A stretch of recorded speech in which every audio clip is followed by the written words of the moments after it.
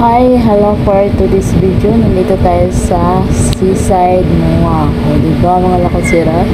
Tingnan nyo, ang ganda. Maganda talaga dito pag gabi yung gumagala kasi yung ilaw at saka ano. So, hayan mga lakasira, hindi pa ako nakasakay dyan. Yung ano, tapos may ano dito, may roller coaster yun. So, hayan, gumagala kami. Galing tayo ng Sky Garden Moa. And then, dumiretso tayo dito sa Seaside Moa. So, ano lang naman, isang hakbang. And then, nakisaglit lang kami dito mga lakasira. And then, pauwi na din kami. So, ilang beses na yung nakapunta dito sa Seaside Moa. Ngayon na ako nakabalik dahil may trabaho na tayo. So, ayan. Ang kasama kong kaibigan, nakapitbahay. So, sinama ko siya kasi galing kami ng simbahan and then gusto ko yung ano, sabi ko gumala tayo, gumala kami dito. So, di ba pag Sunday talaga mga lakasira, daming mga tao dito kasi walang pasukan. So, kailangan din nating bigyan ng time na ating family. And then, igala natin, dalhin natin sa lugar kung mapatagal sa stress. Kasi dito, masarap dito pag gumala and then magpahangin. Diba? Makatanggal stress. So, ito po yung Seaside Moa.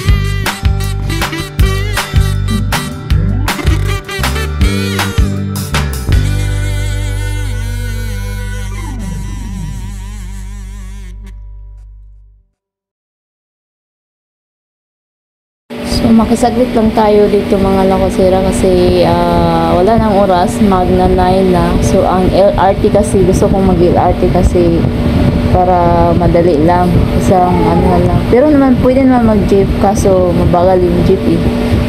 So ngayon, makisaglit lang tayo dito sa may seaside MOA.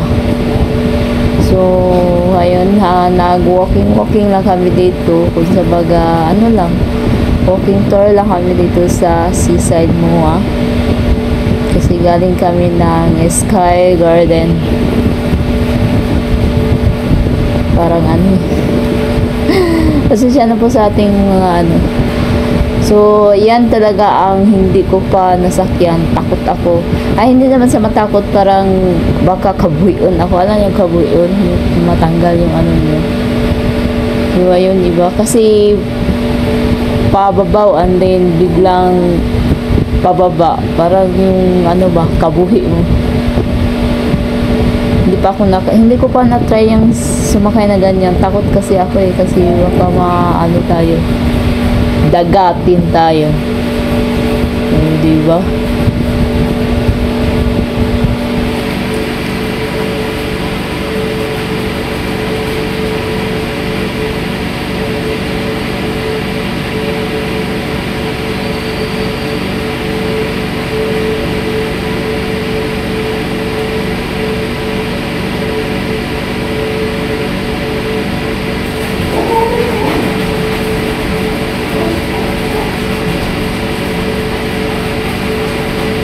Hindi ko alam kung magkano yung per head dito. Basta tumingin lang kami and then ano,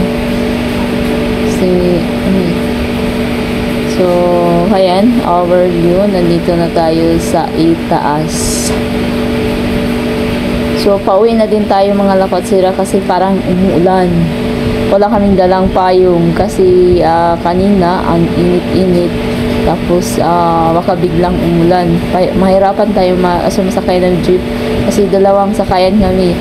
Sakay kami sa baba and then baba kami ng EDSA Rotunda and then sakay ng LRT. Ang LRT kasi 9 PM lang ang 9 PM cut off na sila.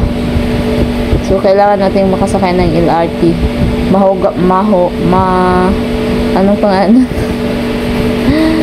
Maganda kasi pag LRT ang sakyan kaysa jeep, tapos ulan-ulan, mahirap talaga eh.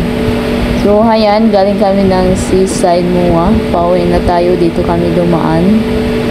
And then naramdaman na talaga namin na umuulan talaga, wala pa kaming payong.